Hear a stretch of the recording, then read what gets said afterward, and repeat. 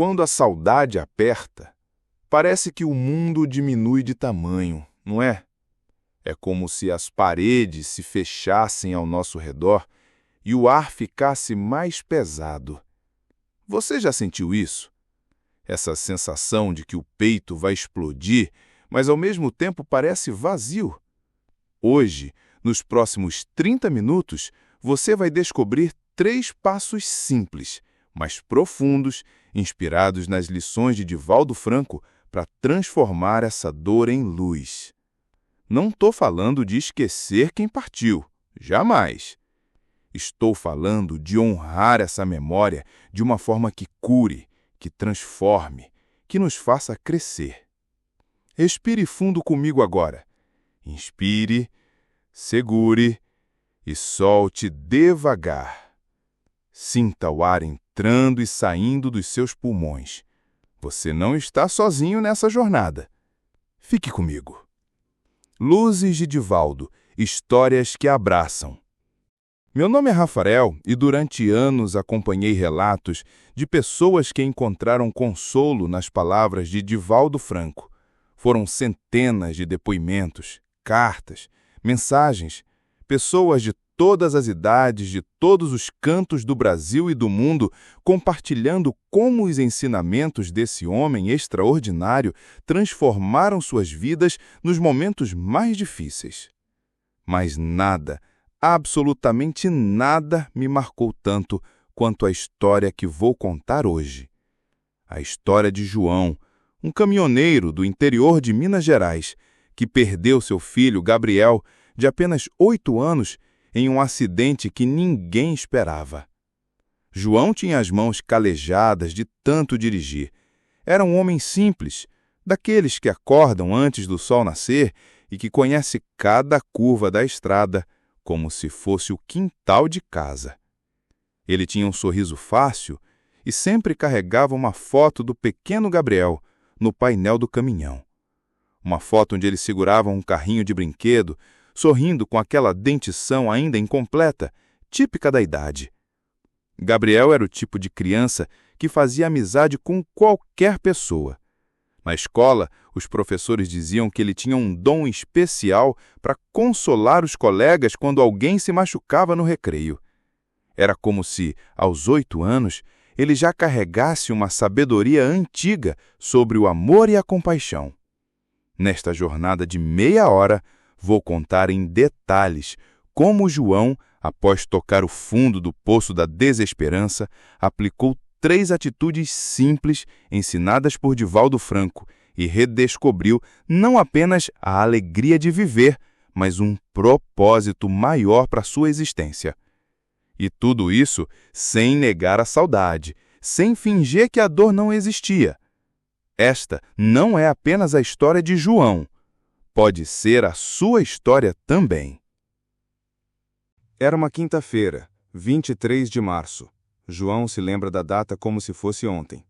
Ele voltava de uma viagem longa, São Paulo até Belo Horizonte, carregando peças automotivas. A estrada estava tranquila naquela madrugada, apenas o ronco constante do motor do caminhão e o som do rádio tocando baixinho uma música sertaneja. Os faróis do caminhão cortavam a escuridão como 2 espadas de luz. João estava cansado, mas feliz. Faltavam apenas 2 horas para chegar em casa e ele já imaginava o pequeno Gabriel correndo para seus braços, como sempre fazia quando papai chegava de viagem. Mas quando João estacionou o caminhão em frente ao portão de casa, algo estava diferente. As luzes da casa estavam todas acesas. Era muito estranho para aquela hora da madrugada. O relógio do painel marcava exatos 2h17 da manhã. Sua esposa, Maria, saiu correndo de casa antes mesmo dele descer da cabine. O rosto dela estava inchado de tanto chorar, os olhos vermelhos como 2 feridas abertas. João sentiu o mundo girar. O cheiro de diesel que sempre ficava grudado na roupa dele, de repente pareceu enjoativo. As mãos começaram a tremer incontrolavelmente. João, aconteceu uma coisa. Maria não conseguia formar frases completas. As palavras saíam cortadas, entrecortadas por soluços. O Gabriel, ele estava brincando na rua com os amigos. Veio um carro, muito rápido. O resto da frase João não ouviu. Ou melhor, ouviu, mas seu cérebro se recusou a processar. Foi como se alguém tivesse desligado o som do mundo. Ele via os lábios de Maria se movendo, via os vizinhos na porta de casa, via movimento, mas não escutava mais nada. As pernas falharam. João se apoiou no para-choque do caminhão, aquele mesmo caminhão que durante anos havia sido seu sustento, sua ferramenta de trabalho, seu companheiro de estrada. Agora parecia apenas um pedaço de ferro frio e inútil. Os dias que se seguiram foram um borrão de dor. João não conseguia comer, não conseguia dormir, não conseguia nem mesmo chorar direito. Era como se todas as lágrimas tivessem secado de uma vez só. Ele ficava horas sentado no quarto de Gabriel, segurando os brinquedos do filho, tentando entender como a vida podia ser tão cruel. Foi nesse momento de desespero total que uma vizinha, Dona Conceição, uma senhora espírita que sempre falava de Divaldo Franco, trouxe para João um livro. "Leia isso quando conseguir", ela disse, deixando o livro sobre a mesa da cozinha. João demorou 2 semanas para tocar no livro. Quando finalmente abriu, se deparou com uma frase que mudaria sua vida para sempre. Era uma citação de Divaldo Franco que dizia: "Não anestesie o sentimento, dê-lhe nome para que ele não precise gritar." Pela primeira vez desde a morte de Gabriel, João entendeu algo. Ele estava tentando não sentir, estava lutando contra a dor como se fosse uma inimiga. Mas Divaldo ensinava justamente o contrário. A dor não era para ser combatida, era para ser reconhecida, nomeada, acolhida. E foi exatamente isso que João fez. Ele pegou um caderno velho que Gabriel usava para desenhar e começou a escrever. Não sabia bem o que escrever, então simplesmente descrevia o que estava sentindo. "Hoje acordei e por um segundo esqueci que Gabriel não está mais aqui. Então lembrei, e foi como morrer um pouco de novo." Toda manhã, 5 linhas. Às vezes eram mais, às vezes menos, mas todos os dias João colocava no papel exatamente o que estava sentindo, sem tentar embelezar, sem tentar ser forte, sem tentar ser nada além de um pai que perdeu seu filho e estava tentando entender como continuar vivendo. O que João não sabia na época é que a ciência moderna confirma essa sabedoria milenar que Divaldo Franco ensinava. Estudos recentes de 2023, publicados no Journal of Affective Disorders, mostram que escrever sobre nossas emoções mais profundas tem um efeito neurológico real. A atividade da amígdala, que é a parte do cérebro responsável pelo medo e pela ansiedade, diminui significativamente quando colocamos nossos sentimentos em palavras.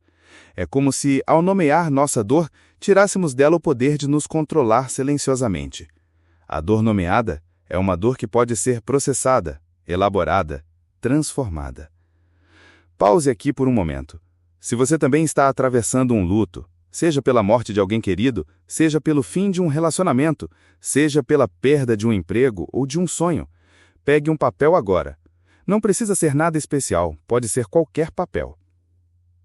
Anote uma única palavra que melhor descreve o que você está sentindo no seu peito neste exato momento. Pode ser vazio, pode ser raiva, pode ser saudade, pode ser medo. Não tente encontrar a palavra perfeita. Encontre a palavra verdadeira. Agora vamos respirar juntos. Inspire contando até 4, segure o ar por 2 tempos e solte lentamente contando até 6. Sinta essa palavra que você escreveu. Não tente mudá-la, não tente melhorá-la. Apenas deixe que ela desça do seu cérebro para o papel e do papel para o seu coração. Deixe que ela exista, porque ela tem o direito de existir. Sua dor tem o direito de existir. 3 meses se passaram desde que João começou seu diário de perdas. 3 meses de palavras cruas, de sentimentos expostos, de dor nomeada. Lentamente, quase imperceptivelmente, algo começou a mudar.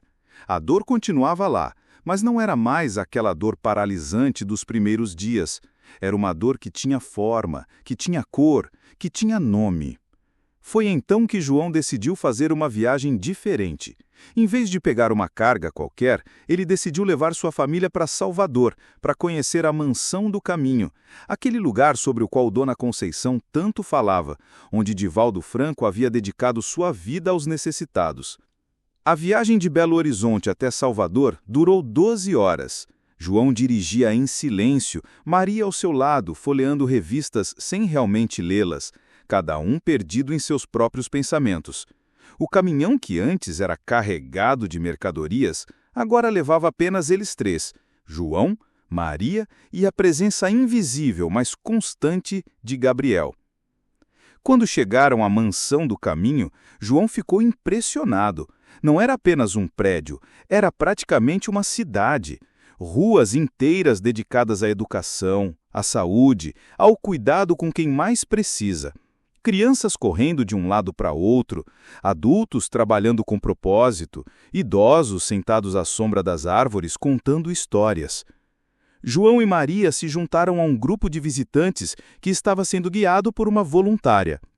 Ela os levou primeiro ao refeitório, onde centenas de pessoas almoçavam gratuitamente todos os dias. O cheiro de comida caseira pairava no ar. Feijão temperado, arroz soltinho, carne cozida com carinho. Era um cheiro que lembrava João da casa da avó, daqueles domingos em família quando Gabriel ainda corria pela casa. "Vocês sabem como tudo isso começou?" perguntou a voluntária, uma senhora de cabelos grisalhos e sorriso gentil. Começou com Divaldo Franco ainda jovem, acolhendo algumas crianças órfãs. Ele poderia ter usado sua fama como médium para enriquecer, para ter uma vida confortável, mas escolheu um caminho diferente. Ela os levou até a biblioteca, onde dezenas de crianças estudavam em silêncio respeitoso. Algumas não deviam ter mais que 8 anos, a idade que Gabriel teria se ainda estivesse vivo. João sentiu um aperto no peito, mas não era o mesmo aperto de dor paralisante dos primeiros dias. Era algo diferente, algo que ele ainda não sabia nomear. Divaldo sempre dizia uma coisa, continuou a voluntária, parando em frente a uma estante cheia de livros coloridos. Ele dizia que a melhor homenagem aos que partiram é o bem que fazemos aos que ficaram. Aquelas palavras atingiram João como um raio. Ele parou de andar, parou de respirar por um segundo. Maria percebeu e segurou sua mão. A melhor homenagem aos que partiram é o bem que fazemos aos que ficaram. Naquela noite, no hotel simples onde estavam hospedados, João não conseguiu dormir. Ficou na varanda, olhando as estrelas da Bahia, pensando naquela frase. Durante meses, ele havia se concentrado apenas na sua dor, na sua perda, no vazio que Gabriel havia deixado. Mas e se houvesse uma outra forma de lidar com tudo isso? E se, em vez de apenas sentir saudade, ele pudesse transformar essa saudade em algo concreto, em algo que ajudasse outras pessoas? E se ele pudesse fazer algo que Gabriel ficaria orgulhoso em ver? No dia seguinte, antes de voltar para Minas Gerais, João procurou a administração da Mansão do Caminho. Conversou com um dos diretores e fez uma proposta simples. Ele doaria 20% de cada frete que recebesse para comprar material escolar para as crianças da instituição. "Mas por que o senhor quer fazer isso?" perguntou o diretor, curioso. "Porque meu filho amava estudar", respondeu João, a voz embargada, mas firme. "E porque talvez essa seja a forma que eu encontrei de ele continuar estudando através de outras crianças." Mas João foi além. Nos fins de semana, quando não estava na estrada, ele começou a ir até a escola do bairro onde morava. Descobriu que a biblioteca da escola estava com várias prateleiras quebradas e os livros ficavam empilhados no chão. João sabia trabalhar com madeira. Tinha aprendido com o pai quando era jovem. Durante um mês inteiro de domingos, João trabalhou na biblioteca. Mediu, cortou, lixou, pregou, pintou. Com as próprias mãos, construiu 5 prateleiras novas, resistentes e bonitas. Quando terminou, ajudou a organizar todos os livros por ordem alfabética. A diretora da escola ficou tão emocionada que fez uma pequena cerimônia de inauguração. Colocaram uma pequena placa na biblioteca. Prateleiras doadas por João Silva, em memória de Gabriel Silva, uma criança que amava os livros. Naquela noite, João escreveu em seu diário: "Hoje trabalhei na biblioteca e pensei em Gabriel o tempo todo, mas não foi um pensamento triste. Foi como se ele estivesse comigo, me ajudando a segurar as tábuas no lugar certo." O que João estava experimentando sem saber tem nome na psicologia moderna. Chama-se Helper's High. É o bem-estar profundo que sentimos quando ajudamos outras pessoas. Uma meta-análise publicada em 2024 pela Universidade de Harvard estudou mais de 50 pesquisas sobre o tema e chegou a uma conclusão impressionante. Atos de caridade liberam ocitocina no nosso cérebro, o mesmo hormônio liberado quando abraçamos alguém que amamos. Ao mesmo tempo, reduzem drasticamente os níveis de cortisol, o hormônio do estresse, em até 23%. É como se o nosso cérebro fosse programado para se sentir bem quando fazemos o bem, como se a felicidade verdadeira não viesse de receber, mas de dar. Como se o antídoto para nossa própria dor fosse aliviar a dor de alguém. Agora é sua vez. Feche os olhos por um momento. Respire fundo. Visualize a pessoa que você perdeu ou a situação que você está tentando superar. Veja essa pessoa sorrindo ou imagine-se superando essa dificuldade. Agora imagine essa pessoa te dizendo: "Eu quero que você seja feliz. Eu quero que você faça algo bom no mundo em minha memória, ou para superar isso que está vivendo." O que ação concreta você poderia realizar até o próximo domingo? Não precisa ser algo grandioso. Pode ser visitar um asilo e conversar com um idoso. Pode ser doar algumas roupas que você não usa mais. Pode ser ensinar algo que você sabe para alguém que quer aprender. Pode ser simplesmente ouvir com atenção alguém que precisa desabafar. Se veio uma ideia à sua mente, anote agora. Escreva numa agenda, no celular, num papel que você vai colar na geladeira. Compromissos escritos têm 2 vezes mais chance de serem cumpridos do que promessas que fazemos apenas mentalmente.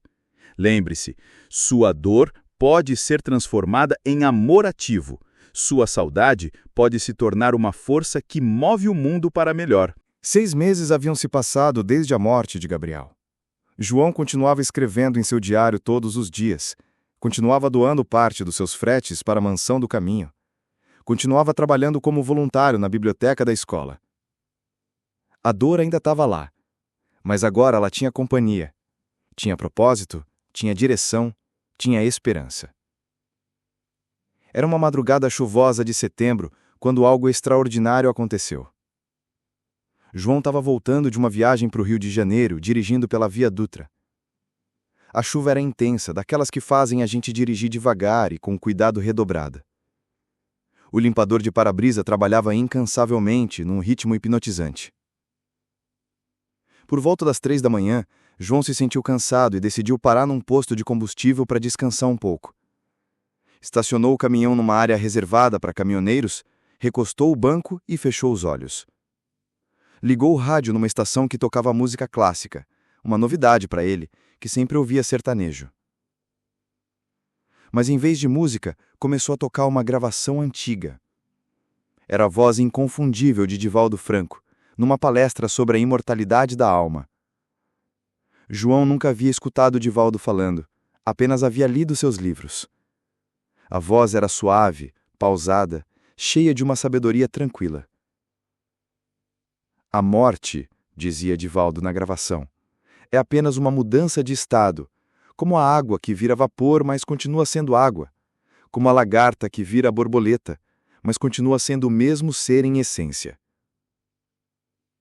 João abriu os olhos e fixou o olhar na chuva que escorria pelo para-brisa.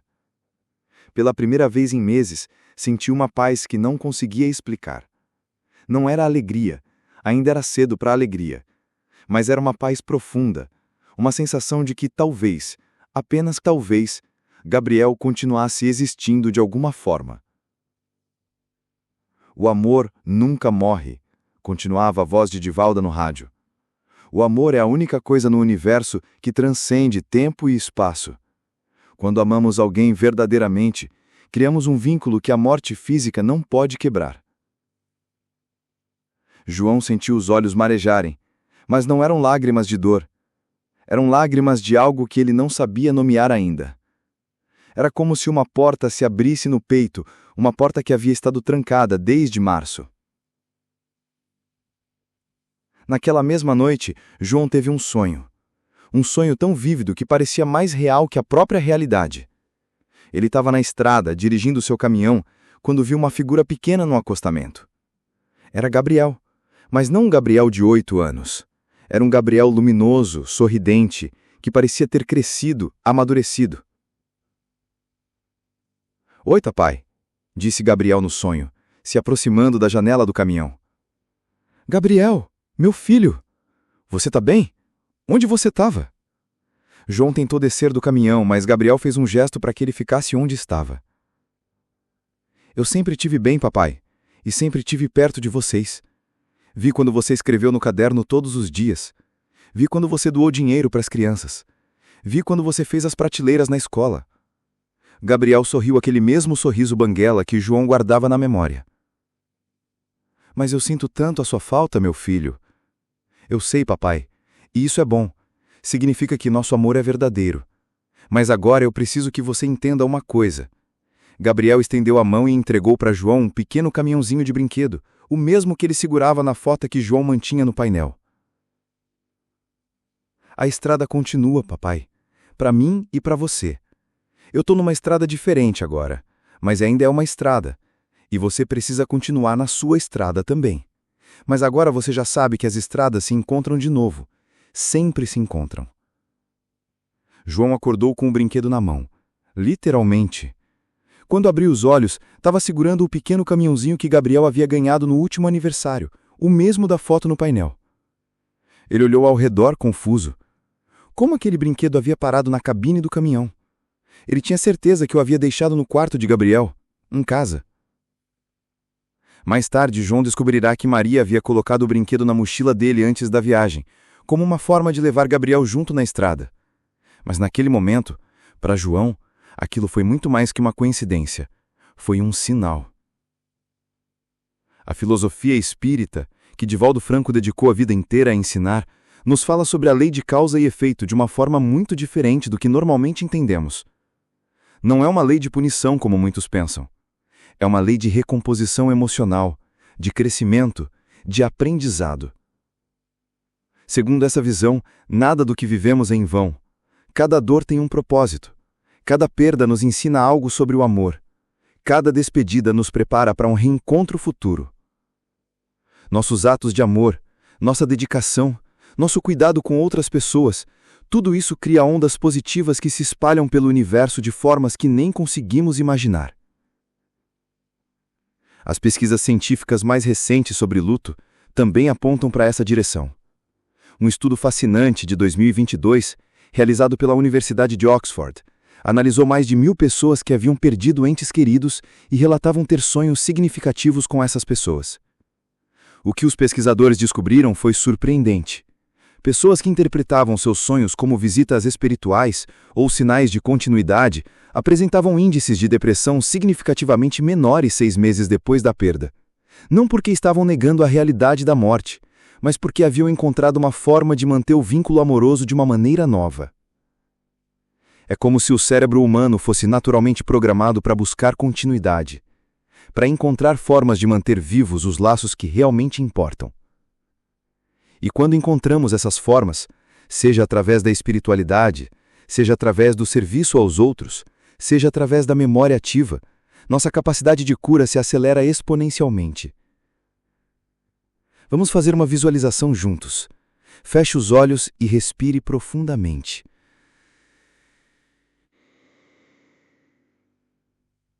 Imagine uma estrada longa, bem pavimentada, se estendendo até o horizonte. Essa estrada é iluminada por uma luz dourada, suave e acolhedora. Agora, imagine que você está caminhando por essa estrada.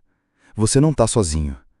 Ao seu lado, um pouco mais à frente, caminha a silhueta de alguém que você ama e que partiu, ou caminha a versão de você que já superou a dificuldade que está enfrentando. Essa figura se vira para você e sorri. É um sorriso cheio de amor, cheio de compreensão. Ela ergue uma lanterna, iluminando ainda mais o caminho à frente. Com um gesto gentil, ela aponta para a estrada que continua se estendendo no horizonte. A jornada continua, ela diz sem palavras. Para mim e para você. Só que agora você sabe que não importa quão longas sejam nossas estradas separadas, elas sempre se encontram de novo. Sinta seus ombros relaxarem, sinta seu peito se abrindo. Sinta uma paz profunda tomando conta do seu ser. Você não precisa carregar o peso do mundo sozinho. Você não precisa resolver tudo hoje. Você só precisa confiar que a vida tem um sentido maior, mesmo quando esse sentido não está claro para nós. Agora, vamos recapitular a jornada completa de João e os 3 passos que transformaram sua vida. 3 passos simples, mas profundos, que qualquer pessoa pode aplicar em sua própria vida. O primeiro passo foi reconhecer a dor através do diário de perdas. João parou de lutar contra seus sentimentos e começou a nomeá-los, a escrever sobre eles todos os dias. Ele entendeu que a dor não era sua inimiga, era sua professora. E como toda boa professora, ela tinha lições importantes para ensinar. O segundo passo foi transformar saudade em amor ativo, servindo a outras pessoas. João canalizou sua dor em ações concretas de ajuda. Doou dinheiro para crianças necessitadas, construiu prateleiras para uma biblioteca, transformou sua perda pessoal em ganho coletivo.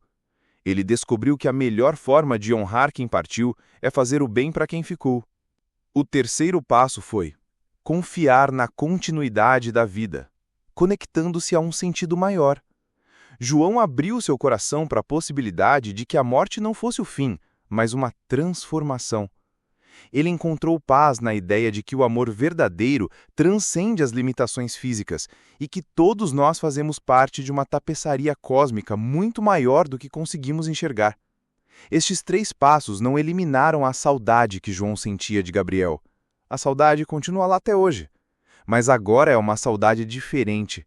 É uma saudade que carrega a esperança junto com a tristeza. É uma saudade que motiva em vez de paralisar. É uma saudade que conecta em vez de isolar. Relembre-se sempre desta frase que mudou a vida de João e que pode mudar a sua também. Dor é prova de que amamos. Ação é prova de que continuamos amando. A sua dor não é um defeito, é uma característica. É a prova de que você tem um coração capaz de amar profundamente. E esse mesmo coração que dói é o coração que pode curar, não apenas você, mas o mundo ao seu redor. Chegamos ao final desta jornada de hoje, mas na verdade estamos apenas começando algo muito maior. A história de João continua. Ele ainda dirige pelas estradas do Brasil, mas agora carrega junto com ele não apenas a memória de Gabriel, mas também a certeza de que seu amor por seu filho se multiplicou em amor por centenas de outras crianças.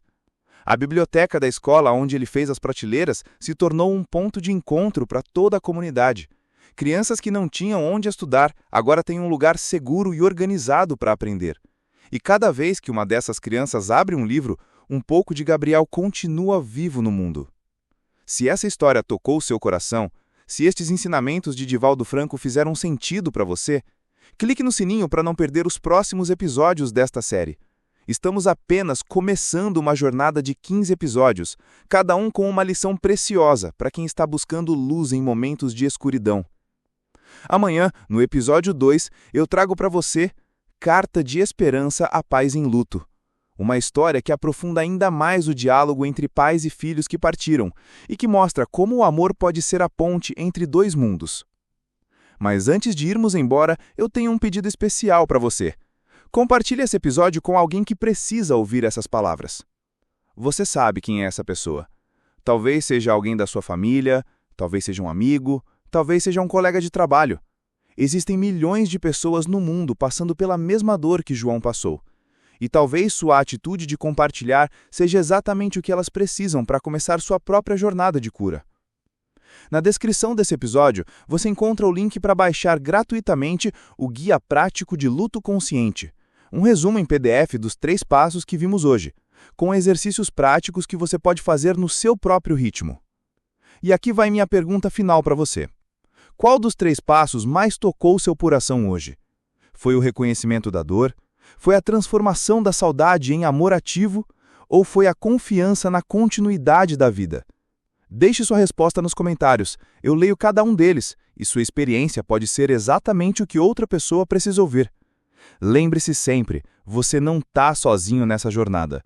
Somos milhões de pessoas ao redor do mundo aprendendo que é possível transformar dor em luz, que é possível encontrar esperança no meio do desespero, que é possível amar mesmo depois da perda.